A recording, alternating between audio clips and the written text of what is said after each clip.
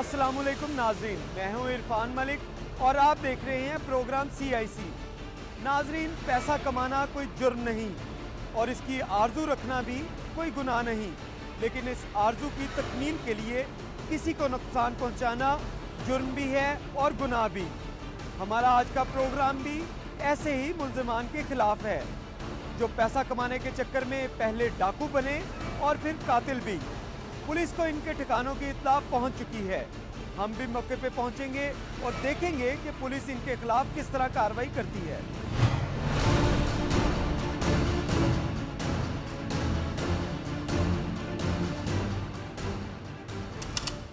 दोस्तों, आज हम एक ऐसे गिरोह को गिरफ्तार करने के लिए जा रहे हैं जो बहुत ही ख़तरनाक है और फायर करते हैं।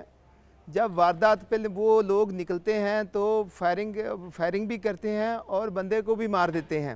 और पता चला है कि आज कान्हा के इलाके में जो पिछले माह एक लज्जाखेज़ वारदात हुई थी जिसमें बखर के मज़दूर, चंद मज़दूर थे, उनमें से एक मज़दूर जो कत्ल हो गया था और दूसरा ज़ख्मी हुआ था, ये वही गैंग है जिन्होंने ये वारदात की थी। और तमाम लोग बड़ी हिम्मत के साथ और अपने आप को सेफ करते हुए रेड करेंगे और कम से कम, ताकि नुकसान कम से कम हो, इंशाअल्लाह ताला अल्लाह ताला हमारा हामी व नासिर होगा।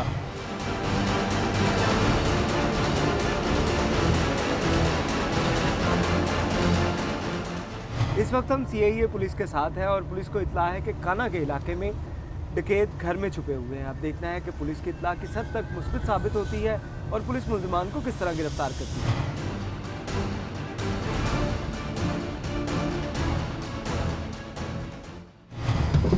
इस वक्त CIA कान्हा की टीम जो है वो कान्हा के इलाके में पहुंच चुकी है और यहाँ पे पुलिस को जो इत्तला है कि डाकू जो है किसी घर में छुपे हैं। अब हम एक सुनसान जगह पे खड़े हैं जहाँ पे CIA की टीम यहाँ पे मौजूद है और उस शख्स का इंतज़ार कर रही है, उस इन्फॉर्मर का इंतज़ार कर रही है जिसने आके पुलिस को इत्तला देनी है कि वहाँ पे डाकू मौजूद भी हैं या नहीं। अब देखना है कि इन्फॉर्मर पुलिस को आके क्या इत्तला देता है और उसके बाद पुलिस कैसे उसके ऊपर एक्शन करती है। रशीद साहब, बताइएगा कि यहाँ पे हम मौजूद हैं, ये में खड़े हैं, तो किसका इंतज़ार हो रहा है इस वक्त? ये मेरे इन्फॉर्मर हैं जिन्होंने मुझे इत्तला दी है कि इस जगह एक डेरे पे दो ख़तरनाक मुल्ज़म छुपे हुए हैं जिन्होंने दौरान वारदात एक बंदे को कत्ल किया और एक को फायर मारा हुआ। काफ़ी यानी कि ख़तरनाक मुल्ज़िम है। काफ़ी ख़तरनाक मुल्ज़िम है, असले का इस्तेमाल भी करते हैं। जब पकड़ने के लिए जाएंगे तो हो सकता है कि वो असले का इस्तेमाल भी करें। अभी मेरे वो इन्फॉर्मर आ रहे हैं, मैं उनसे बातचीत करके तो फिर आपको बताता हूँ कि किस जगह पे रेड करें। बिल्कुल, यहाँ पे अब जो इन्फॉर्मर का इंतज़ार किया जा रहा है और पुलिस ने यहाँ पे फील्ड लगा ली है और यहाँ पे खड़े हो गए हैं और इन्फॉर्मर जो है वो हमें कुछ लोग नज़र आते हैं जो इस वक्त इंस्पेक्टर रशीद सलीम को मिल रहे हैं। अब देखना है कि इन्फॉर्मर्स क्या इत्तला देते हैं और इन्फॉर्मर की इत्तला के ऊपर पुलिस किस तरह कार्रवाई करती है। मुल्ज़िमान वहाँ पे मौजूद भी हैं या नहीं, ये अब मौके पे जाके ही पता चल सकेगा। यहाँ पे आप देख सकते हैं कि इन्फॉर्मर जो है उन्होंने जो सब इंस्पेक्टर हैं रशीद सलीम जो इस टीम के इंचार्ज हैं उनको इत्तला दी। अब देखना है कि इसके ऊपर मज़ीद पुलिस किस तरह कार्रवाई करती है। जी रशीद साहब, क्या इन्फॉर्मर्स ने आपको इत्तला दी? हाँ, मुझे इन्फॉर्मर ने अभी इत्तला दी है कि दो ख़तरनाक जो डाकू हैं वो मसल्ला हैं और वो डेरे में छुपे हुए हैं, तो उन पे अभी हम डेरे पे इस वक्त मौजूद हैं, छुपे हुए हैं, उन पे अभी रेड करेंगे कि आपकी रेड जो है वो कामयाब हो और ये ख़तरनाक जो मुल्ज़िम है ये कैफरे किरदार तक पहुँचे, पुलिस की गिरफ्त में आए ताकि बाकी जो शहरी हैं वो इनके इन हरकतों से महफूज रह सकें।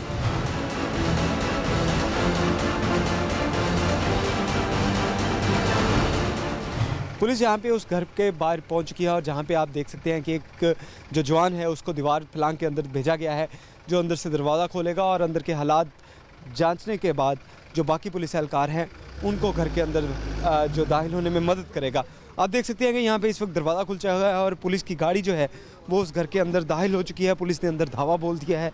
अब इसके बाद यहाँ पे जो पोजीशन आप देख सकते हैं कि तमाम एहलकारों ने इस वक्त पोजीशन ले ली है और यहाँ पे पुलिस ने इस घर को चारों तरफ से घेर लिया है और यहाँ पे पोजीशन लेकर बैठ चुके हैं।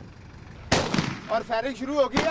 जवानों आप शाबाश, देख सकते हैं कि पुलिस चलो आगे चलो, आगे चलो, आगे बढ़ो, आगे बढ़ो, आगे बढ़ो, शाबाश, आगे बढ़ो, आगे बढ़ो, शाबाश, फायरिंग का तबादला हुआ है और उसके बाद आगे बढ़ो, शाबाश, पुलिस आगे बढ़ो, घर की ओए शाबाश, बस बस बस, फायरिंग बंद करो, शाबाश, देख सकते हैं यहाँ पे फायरिंग की जा रही है और बंद, फायरिंग जो अंदर पुलिस सरकार जो है घर के अंदर दाखिल हो चुके हैं और उन्होंने अंदर से जो 2 मुल्ज़मान हैं इनको इस वक्त हिरासत में लिया, जिन्होंने पुलिस को देखते ही पुलिस के ऊपर फायरिंग भी की और इस फायरिंग के बाद ये दोनों मुल्ज़मान जो हैं वो मौके से गिरफ्तार कर लिए गए हैं। मुल्ज़मान से इस वक्त तलाशी ली जा रही है और इनसे जो असला था वो बरामद किया गया है मौके से।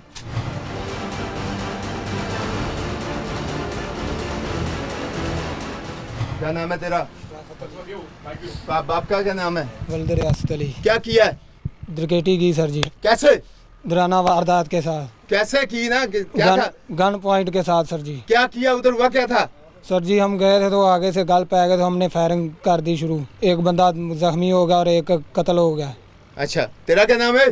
मोहम्मद फरियाद अली मोहम्मद। अच्छा, क्या किया है? सर वारदात करने गए थे, वो बंदे जो गले पड़ गए थे तो इसलिए आगे से फायरिंग कर दी, एक को मार दिया तो एक ज़ख्मी हो गया। ये वो 2 और 3 तारीख की शब को बखर से आए हुए मज़दूर काछा पिंड में अपने घर में सोए हुए थे, किराए के घर में। ये लोग गए हैं उधर वारदात करने की गर्ज से, तो वहाँ पे इनकी मज़ामत हो गई है, जिस पे इन्होंने फायरिंग करके एक इमरान नामी शख्स को कत्ल कर दिया और शफकत नामी शख्स को इन्होंने ज़ख्मी कर दिया। ये बार एक शख्स हलाक हो गया डकैती मज़ामत पे, एक ज़ख्मी हो गया। ये वहाँ से मोबाइल फ़ोन और नकदी वगैरह उनसे छीन के फ़रार हो गए। ये मुझे रिकॉर्ड याफ्ता लगता है, पहले भी वारदात तो जी सर, सन 2008 में एक पर्चा हुआ था डकैती का। डकैती का जी, तो उसमें कैसे आगे? वो सर उस डकैती में बस जो ना लूटी थी, गन पॉइंट थे। बस पूरी लूटी थी? हाँ बस लूटी थी सर। तो बस में लूटने के बाद उसमें डकैती में बरी होके आगे थे? जी बरी हो गए थे वो। उसमें केस में बरी कैसे हुए जो बस लूटी थी? उस सुलह कर ली थी। पैसे दे के उनको सुलह की थी या वैसे? हाँ पैसे वगैरह देकर उनका जो नुकसान हुआ था वो भर दिया था, तो उन्होंने जो ना माफ़ी दे दी थी, इसलिए बाहर आ गए थे। उसके बाद केस खारिज हो गया? जी। पहले भी पकड़े जा चुके हो, हमने तुम्हारे साथ एक प्रोग्राम भी किया था जिसमें तुम पकड़े गए थे, पुलिस ने तुम्हें पकड़ा और उसमें हमने देखा कि तुमने भी उसमें भी वारदातें काफ़ी की थी, तुम्हारा सबका रिकॉर्ड भी था। हाँ वो सन 2008 में रिकॉर्ड था। उसके अलावा ये फिर वारदात की, इसके साथ जो वारदात की इसमें एक आदमी जो हलाक हो गया। आपके साथ कोई आदमी था? तो आप दोनों के अलावा सुना था 3 आदमी थे इस वारदात में। हाँ एक आदमी और था सर। क्या नाम है उसका? मोहम्मद अब्बास। वो किधर है? वो अभी फरार हैं। अच्छा, वो आपके साथ नहीं रह रहा? वो हमारे साथ नहीं रह रहा। जिस सुना वो आपके साथ ही रहता था? वो रहता था, जिस दिन से वारदात की वो वहाँ से फरार हो गया। तो आपने वारदात ये क्यों की है, किस मकसद के लिए की थी आपने वारदात? सर वो पैसे छीनने के लिए और मोबाइल वगैरह छीनने के लिए गए थे, तो इसलिए वो हमारे गले पड़ गए। घर वाले आपका खर्चा पूरा नहीं करते? करते हैं सर जी, लेकिन हमें ये क्यों की वारदात आपने? तो की वजह से जो ना पैसों का क्या करना था? पैसों को भाई जैशी करनी थी सर जी, दोस्तों के साथ। दोस्तों के साथ? जी। असला कहाँ से लिया है? असला सर वो जो आदमी भाग चुका है वो लेकर आया था, तो इसलिए उसके असले से जो ना ये वारदात की है। पुलिस ने यहाँ से 2 मुल्ज़मान गिरफ्तार किए, उनसे असला भी बरामद किया गया। अब इनसे मज़ीद तफ्तीश की जाएगी क्योंकि ये मुल्ज़मान पहले भी गिरफ्तार हो चुके हैं और अब इनसे मज़ीद तफ्तीश की जाएगी ये कितनी वारदातें पहले भी कर चुके हैं, आदि मुजरम हैं, पहले भी वारदात कर चुके और मुद्दइयों के साथ पैसे दे के सुलह की, और जिसकी वजह से ये आज दोबारा इस घिनौने धंधे में मुलविस हुए और इस तरह दोबारा वारदातें शुरू की।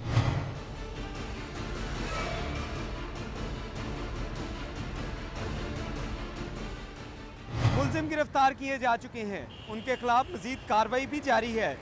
नाजरीन, एक कहावत है कि 100 दिन चोर का और 1 दिन शाह का। मुशाहिदा भी यही कहता है कि जुर्म कहीं भी किया जाए एक दिन पकड़े तो जाना है, लेकिन थोड़े से पैसों के लिए सज़ा भी पानी और अपनी ज़िंदगी भी बर्बाद करनी। मुल्ज़मान के ख़िलाफ़ कार्रवाई शुरू की जा चुकी है और मुल्ज़मान ने सिर्फ पैसों की खातिर अपनी ज़िंदगी बर्बाद कर ली। मुख्तलिफ गैंग के लोग होते हैं, लेकिन जब ये जेल में इकट्ठे होते हैं तो फिर एक नया जो है ना गैंग, वो जो है नया गैंग तैयार कर लेते हैं और नया गैंग जो है ना गुमार से वजूद में आता है।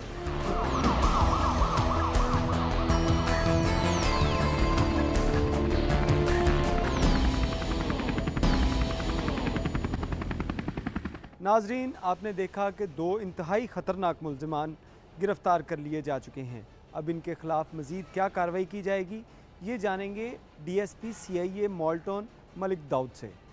मल साहब बताइएगा, जो मुल्ज़िमान गिरफ़्तार किए गए अब तक उनसे कितनी वारदातें ट्रेस हुई? ये मुल्ज़मान जो हमने गिरफ़्तार किए हैं, ये 3 लोग हमने गिरफ़्तार किए थे।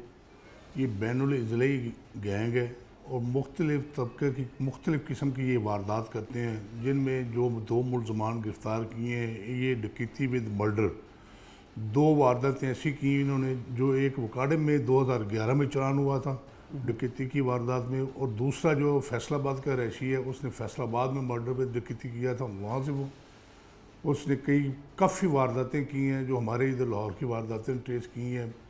बड़ी वारदातें थी, पेट्रोल पंप की वारदातें, 3 पंप इन्होंने लूटे हैं जिनकी हमने रिकवरी की है। अच्छा मल साहब, आपने जैसा बताया कि ये बैनुल इज़्लाई गैंग है, एक फैसलाबाद का रहने वाला है, किसी और शहर का रहने वाला है, इन लोगों का गैंग आपस में किस तरह बना है? इन लोगों का गैंग किस तरह बनता है, जब ये लोग गिरफ़्तार होकर जेल में जाते हैं या कचहरी में इकट्ठे होते हैं, एक जेल से फ़र्ज़ करें कोई कोर्ट लाखपेट में है, दूसरा कैंप जेल में है, अगर ये कचहरी में कहीं इकट्ठे होते हैं तो वहाँ इनका रब्ता होता है, वहाँ बैठ के फिर प्लानिंग करते हैं। अगर ये एक ही जेल में हो तो वहाँ जेल में बैठ के मुख्तलिफ़ गैंग के लोग होते हैं, लेकिन जब ये जेल में इकट्ठे होते हैं तो फिर एक नया जो है ना गैंग, वो जो है नया गैंग तैयार कर लेते हैं और नया गैंग जो है ना बाहर से वजूद में आता है।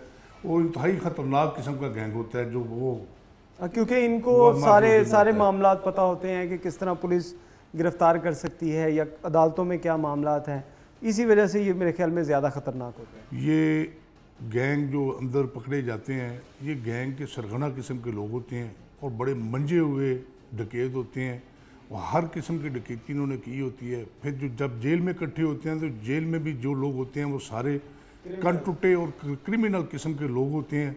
जो वो क्रिमिनल लोग सब इकट्ठे होते हैं, सबका माइंड एक जैसा इकट्ठा होता है, तो फिर ये जब ये नया गैंग इख्तियार करते हैं तो वो इंतहाई ख़तरनाक किस्म का गैंग होता है। अच्छा मल साहब, इनकी वारदातें तो आपने बताई, पेट्रोल पंप पे वारदातें जो हैं, इनकी 3 वारदातें थी। पेट्रोल पंप पे ये किस तरह इन्होंने वारदात की, तफ्तीश में इन्होंने क्या बताया, कैसे इन्होंने प्लानिंग की कि वहाँ पे वारदात करनी है, और उन पेट्रोल पंपों को टारगेट किया गया? पेट्रोल पंपों को इन्होंने टारगेट इसलिए किया क्योंकि वहाँ से कैश जो है इनको इजीली, बड़ा आसानी के साथ, ज़्यादा मकदार में, कम वक्त में ज़्यादा पैसे मिलते थे।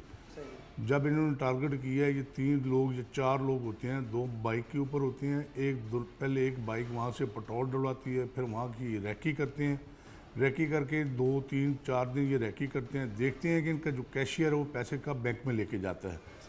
जब वो कैशियर वहाँ से पैसे लेके निकलता है तो ये उनके पीछा करते हैं, थोड़े ही फासले पे जाते हैं, बैंक पहुँचने से पहले उनको रोक के गन पॉइंट से उनसे पैसे छीन लेते हैं।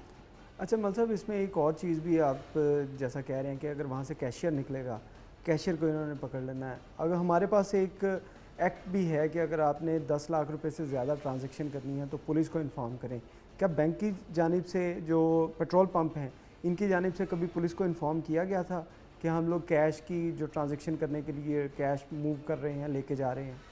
जब ये वारदातें होती हैं ना, तो हम जाते हैं वहाँ पे, वहाँ से बात करते हैं पंप मालकान पे, या किसी स्टोर पे वारदात होती है, या वहाँ से कोई बैंक वाला कैश ले के बंदा निकलता है बैंक से।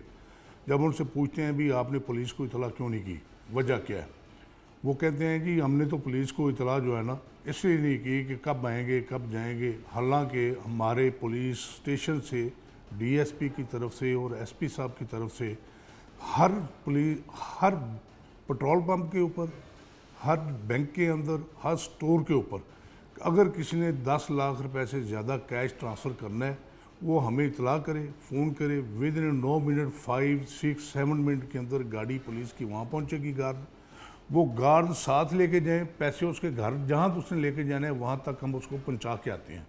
लेकिन जब ये खुद लेके जाते हैं, ये इनकी अपनी नालायकी और अपनी नेगलिजेंसी है, और अपने ही तरीके से ये पैसे लेके जाते हैं। खामखा जब लेके जाते हैं तो इनकी वारदात हो जाती है।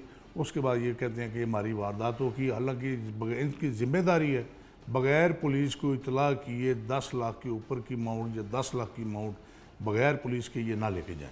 अहमद साहब, इस बारे में इन लोगों को वारदात तो इनके साथ हो गई, नुकसान हो गया, लेकिन लोगों को आप क्या सजेशन देंगे कि जो लोग इस तरह कैश ट्रांसफ़र करते हैं पुलिस की तरफ से कोई ऐसी कैंपेन चलाई जाए या उन लोगों को क्या मैसेज दिया जाए कि वो पुलिस के ऊपर ट्रस्ट करें और जब भी उन्होंने ऐसे अपनी ट्रांसफ़र करनी है पैसों की तो वो पुलिस को इन्फॉर्म करें?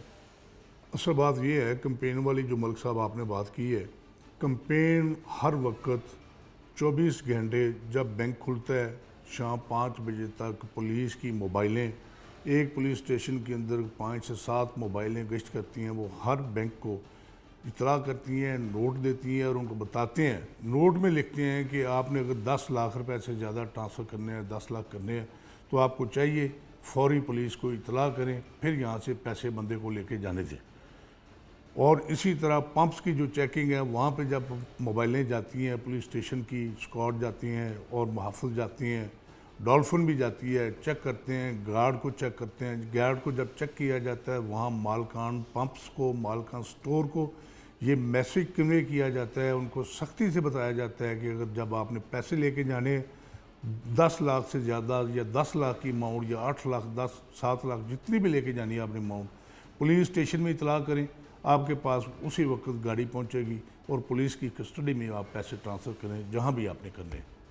तो मौलवी साहब, इसमें आप क्या समझते हैं कि इन लोगों का अपना भी कसूर है जो लोग नहीं करते और बाद में ये नुकसान भी उठाते हैं? इसमें बिल्कुल मैं समझता हूं कि जो मालकान हैं, जो बेस में कोताही करते हैं, जब इनसे बात करते हैं कि आपने पुलिस को क्यों नहीं बताया, तो कहते हैं बस गलती होगी हमसे। ये अपनी ही गलती की वजह से अपना नुकसान करवा लेते हैं। इसमें पुलिस की कतई तौर पे कोई कोताही नहीं, किसी किस्म की लापरवाही नहीं होती। पुलिस की तो हर वक्त हर थाने के अंदर 5 से 6 गाड़ियाँ, मोटरसाइकिल स्क्वाड मोबाइल हालत में होते हैं।